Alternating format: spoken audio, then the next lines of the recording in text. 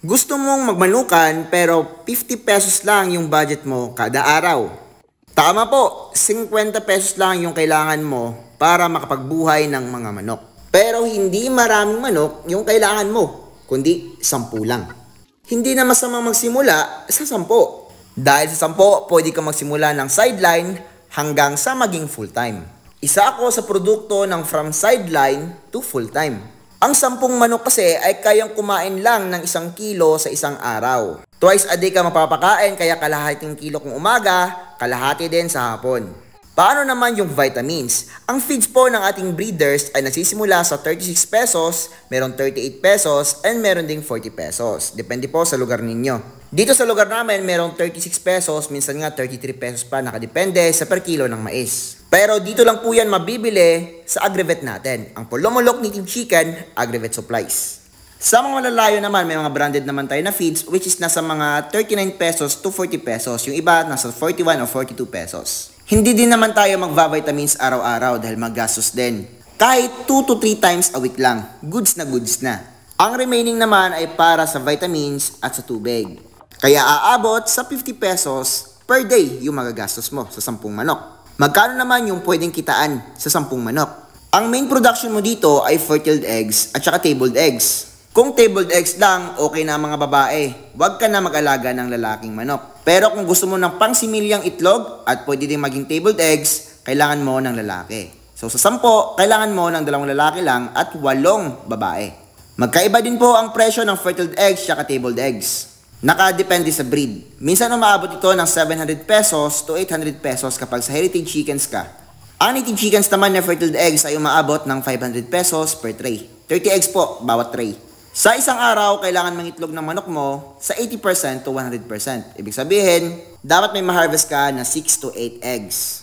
Paano ma-differentiate ang tabled eggs at fertiled eggs? Kapag ang pag-iimbak mo ay below 7 days, pwede mong ibenta ito for fertiled eggs.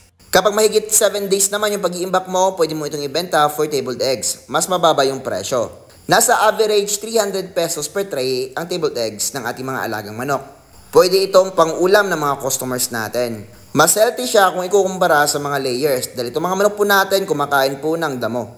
Naka-range din po yung manok natin para iwas stress. So maganda talaga yung itlog na napuproduce nila. Brown eggs din po yung pinoproduce ng ating mga alagang manok. Kung gusto mo naman mag-upgrade, pwede kang bumili ng incubator at mag-incubate ka. Sa ganung pamamaraan, nakadepende sa breed yung presyo ng sisiw. At pwede kang kumita dito sa sideline na to. Malaki at nakaka-enjoy din. Kaya kung ako sa'yo, umpisahan mo na magmanok kahit 10 lang at 50 pesos lang yung mga gastos mo sa isang araw. Maximum na po yun. Kung gusto mo naman mag-upgrade or paparami ng manok, nakadepende na po yan sa inyo. Yung kailangan yung lupa dito sa project na to ay 15 square meters lang. Yan, dito makalat pa rin. Kasing RS Day ng ating Tito Joey, siya yung nagpapanday dito sa ating manukan. Yan, so, yung mga incubators na wala na dito sa parking area ko. Itong parking area, no, kung umaga pang visitor, yan, kung gabi naman, parking area. Yan. No, kasi nga may mga bisita na palagi pumupunta dito, mga buyers natin. So, yung ibang manok, naghahapon na po. Yan, malinis na tubig. Bukas, malinis na tubig na naman yan. Re-refill naman ako mamaya. And check kapag gabi, dahil nga gusto ko wala pong mga sakit yung ating mga alagang manok. No? Kung mayroong mga simptomas, gamutin agad natin. And so dito naman tayo sa kabila. Yung ating incubator ay nalagay na po dito. Yan. So sa ngayon, meron tayong 10 incubator na lang. 12 kasi to, no? Nakaraan isang dosena. Kaso nga may bayar tayo dito ng mga sisiw. At gusto niya makakuha agad ng incubator na agad-agad magagamit niya. Kaya yun, napabilis sa atin. No? So okay lang naman yun. Matagalan kasi yung paggawa dahil nga sobrang busy din ni Budix Incubator. Siya yung gumagawa ng mga incubator ko. Yan yung pinakamalaking incubator ko. And ito yung kay Budix. Yan. So ganito yung setup natin, di pa tapos to.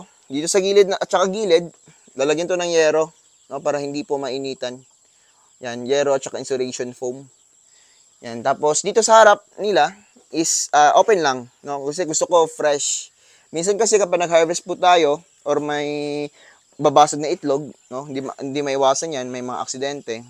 Baka malansa, no? So gusto ko fresh, no? Kasi nga kapag fully closed to, pwede mangyari, mag-stuck yung amoy sa loob. So ayaw natin ng ganun. and maalikabok, no, sa balahibo ng ating mga bagong hatch. Yan, ito yung itlog na i-incubate ko ngayon. So ilang ano din to, ilang daan din. So parang 200 plus, no, hindi ako magkakamali. Yan, kasi nga 54 yung isang tray nito. Yan. And check pa ako mamaya kung meron pa mga itlog dun sa ating mga pens. Yan, bago natin sila i-load. Wire na lang yung kulang and ooperate ito mamaya. Ito naman yung ating likod ng ating incubator, no? Cemented po yan. And dito naman sa likod ng incubator natin is yung ating brooder. Brooder natin hindi pa tapos to dahil nga papalibutan to ng net, no, para maiwasan natin yung predator, hindi makapasok sa loob. Yung posible kasing predator, daga and pusa. Sa kabila naman, orientals, almost tapos na to, no? Simple lang naman yung alisin ko lang yung mga ganyan. Yung kasi dati, wala kasi to yung mga yero dati na ginagamit. Yun, may yero na. Yan.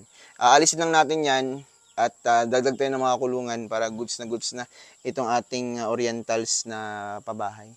Yung ating special project naman, which is yung Indyo-Gigante natin, lalagyan natin ng pen dito. Yan, ito na yung mga materyales, yero, yun lang, yero. Yan, mga pugad, di pa nakabit. Dito yan ilalagay, no? So, 2 pen lang naman yung ginawa ko para sa ating project pen na special project, Indyo-Gigante. Yung ating Rhode Island Red na pang show type, or exhibition type, yan. Tapos, depende sa ating papagawa. No? Kasi, kung halimbawa, depende din sa order. Minsan kasi may mga umi-order sa atin, like Jersey Giant, yan, Jersey Giant, papagawan din natin. Siguro dito sa kabila, yung ating Jersey Giant na special. Yan. Gusto ko kasi, maganda talaga, may mga puro tayong mga breeds, and may mga crossbreeding din tayo, no, for meat and egg production. Yan. So, paano ba gumawa ng hybrids? Syempre, kailangan mo ng pure breeds. No? So, hindi mawawala yung pure breeds. So, ito lang yung setup ko. Dito naman sa may mga damo-damo pa, no, dyan ko ilalagay yung mga, dito din sa kabila. Yan. Dito ko ilalagay yung mga pinapractice natin or mga pinapagala nating manok. Yan. So, wala pang pugad yung mga pens natin, yung iba nangingitlog pa sa baba. So, bukas, andito na si Tito Joey. Yan, shout out Tito Joey, belated happy birthday. No? So, ganito lang kasimple. Nag-umpisa lang po ko dati talaga, no? Sa simpleng setup lang, parang pang-pur na setup. Ito pang-pur pa rin naman. Pero medyo okay na siya. Soon, dito may extension tayo sa harap. Dahil kung halimbawa, palaging umuulan, sa ngayon naman, no, okay na naman itong setup, kunti na kasi yung manok natin. Hindi na katulad dati na sobrang dami nating manok. Yan. So ngayon, ito lang muna. And medyo limited lang tayo. Yan. Dito sa ating breeding. Yan. Kung halimbawa tayo po yung magfa-fattening, baka hindi tayo magfa-fattening dito. Or baka doon sa kabila magfa-fattening. Yan. Medyo malawak pa naman doon sa kabila na spot. Or doon sa isang area ko. No, yung pinakauna kong manuka na sarili kong lupa mismo yung ginamit. Yan. No, pwede tayong mag-fattening doon. Kuha lang tayo ng tao, no? For meat production, no? So, ganitong setup lang, yung iba natutulog, umahapon na, matutulog na yun mamaya. And mag-on na tayo ng pailaw. So, kung gabi pala, no, hindi ako naglalagay ng dito, ng pailaw sa kada breeding pen. So, dito na yung ilaw ko para makatulog yung ating mga manok. No? Kasi kapag naka-on yung ilaw or may solar dito, yung mangyayari po niyan ay hindi po matutulog yung manok natin. So, hindi sila makapagpa-rest. No? So, baka ma-stress yung manok natin kapag ganun. Yan. So, simpleng setup lang po to. Yung signage natin, no? Yan, baka dito natin papalagay yung ating signage. Pulumulok Native Chicken. Yan. So, nakaka-excite itong pagmamanok.